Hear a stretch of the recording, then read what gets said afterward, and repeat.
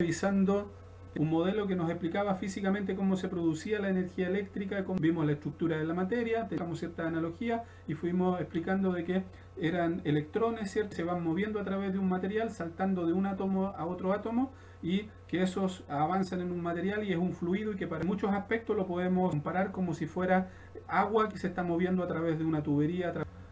Vimos también que había materiales que iban a facilitar ese flujo de energía eléctrica y otros que iba a ser más difícil que ese flujo existiera. Entonces iban a haber materiales que fueran conductores y materiales que fueran aislantes, o específicamente dieléctricos, que es un término que íbamos a aplicar cuando se tratara de aislación eléctrica. A nosotros nos beneficia que unos materiales sean conductores y otros sean aislantes, porque de esa forma podemos conducir la electricidad y además mantenerla dentro del camino que nosotros establecimos, y que bien vimos la ley de Ohm. Vimos presión era voltaje, intensidad por resistencia. Una forma simple para alguien que se le dificulte un poquito la operación matemática, nos ayudaba con este triangulito en el que íbamos nos tapando la variable que necesitábamos conocer, y de las otras dos, dependiendo si nos quedaban a diferente altura o nos quedaban a la misma altura, la íbamos a ir multiplicando, y con eso íbamos a tener la expresión matemática, la fórmula para cada una de las variables, cuando necesitamos tener dos conocidas para encontrar la tercera que es desconocida. Vimos ejemplos de aplicación de, y a continuación vimos otra ley que se llama la ley de Watt, y de la misma forma como lo hicimos en la ley de Ohm, si usted coloca tapando la variable que desea conocer con las otras dos, si le quedan a distinta altura o a la misma altura, en una las divide, en otra las multiplica. Y de esta forma también puede obtener expresiones para la potencia, el voltaje y la intensidad en función de este triangulito. La fórmula original es potencia es igual a voltaje por intensidad.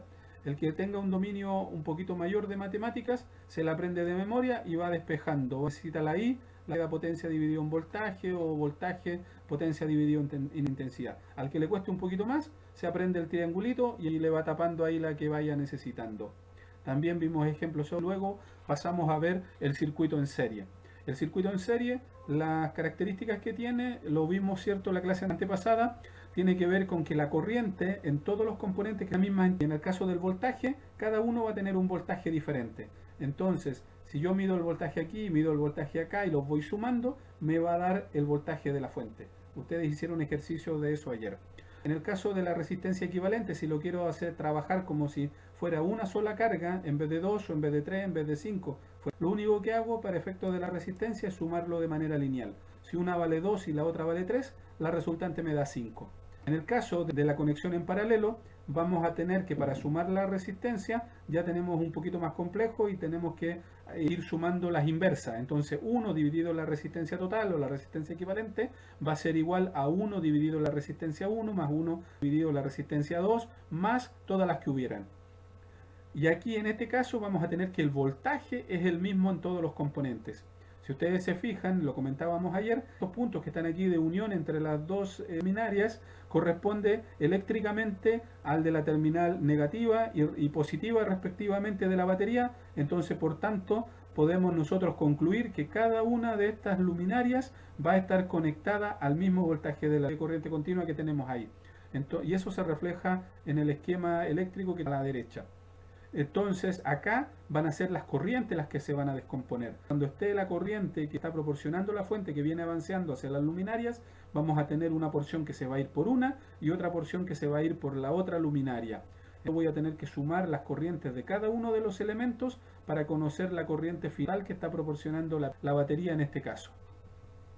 Vimos también nosotros en la clase, y aquí terminamos nuestra primera sesión, cuando teníamos un banco de baterías compuesto por 4 baterías de 12 volt que son idénticas unas con otras, y que aquí las conectamos primero en paralelo, en otro caso las conectamos en serie, y en el último las conectamos en un arreglo serie paralelo, en el cual teníamos voltajes distintos. En el segundo nos iba a dar 48 y en la tercera opción nos da el valor intermedio de 24. En esta íbamos a proporcionar un bajo voltaje, sin embargo íbamos a tener mayor corriente para poder entregarle la carga. En esta segunda opción tenemos mayor voltaje, pero las baterías se nos van a descargar más rápido. Y en esta última opción tenemos una intermedia entre las dos que se revisaron antes. El día de ayer partimos revisando lo que eran los conceptos teóricos de la corriente continua, que en términos generales, en la información que ustedes puedan encontrar en internet o en libros, que tiene que ver con que hay un valor de voltaje o de corriente que se mantiene constante en el tiempo. Una corriente continua es una corriente que no varía en su valor.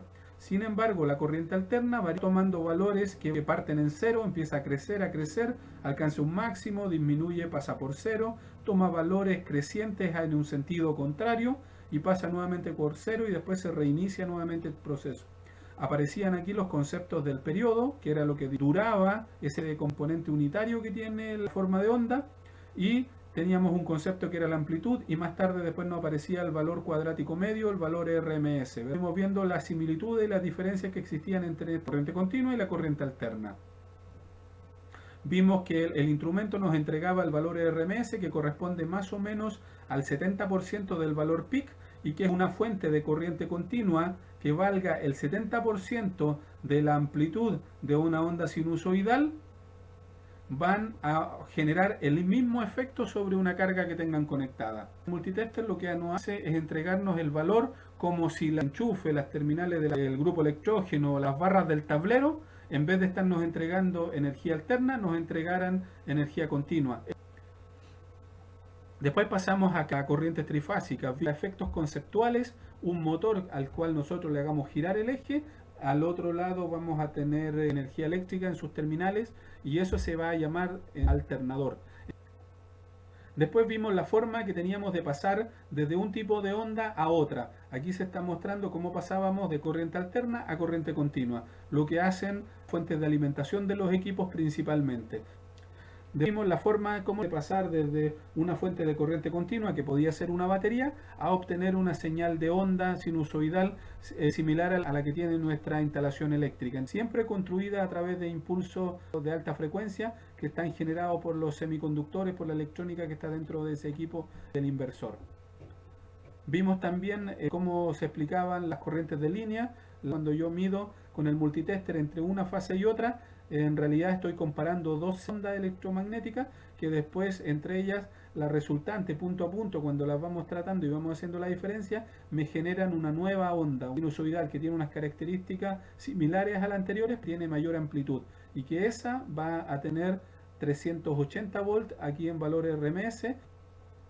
Vimos también cuando teníamos un alambre de cobre, nosotros aplicamos energía eléctrica y ahí lo que va a predominar es una resistencia, ¿cierto? Y cuando ese largo de conductor nosotros lo tomemos, lo enrollemos y generemos una bobina, si le metemos energía eléctrica va a aparecer una variable que se llama inductancia, que está representado con la letra L y que nos genera algunas anomalías, provoca un desfase entre las señales, las ondas de corriente y voltaje, que nos van a llevar en la práctica a que el motor no consuma toda la energía que se le está proporcionando, sino que hay una parte que la devuelve.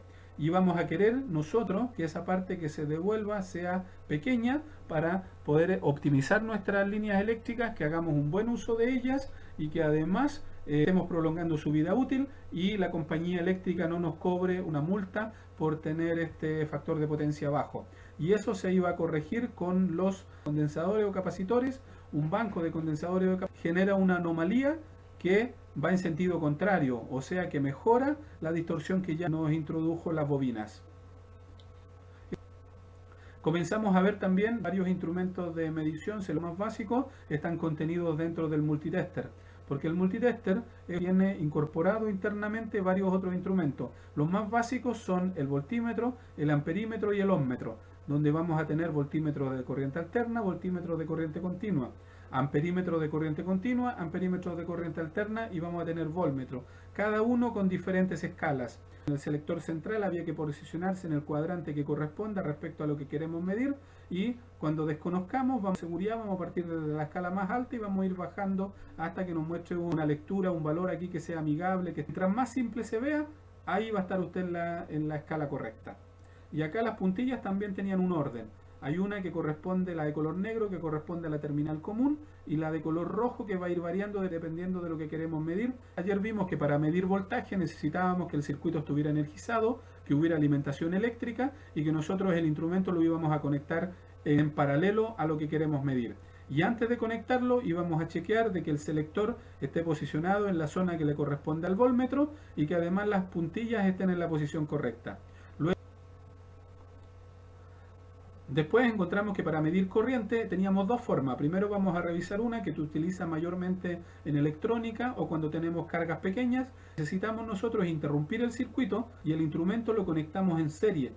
Antes de todo, siempre debemos posicionar el selector en la posición que corresponde y ubicar las puntillas de prueba también en la posición adecuada para la medición. La de color negro va a ser fija, va a estar aquí en la posición de común y la blanca se va a ir moviendo. En este caso está posicionada la escala de Diampere, que si se fijan es la que nos está mostrando acá el selector allá arriba.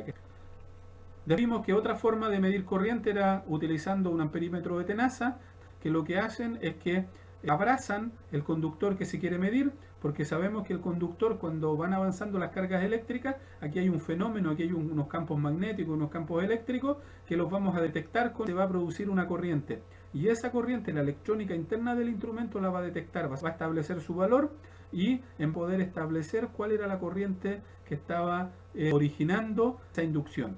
Lo importante aquí, para que se haga una medida lo más correcta posible, que quede el conductor recto y al centro de la tenaza, así como se está mostrando aquí en la imagen. Eso nos va a entregar la medida más fidedigna.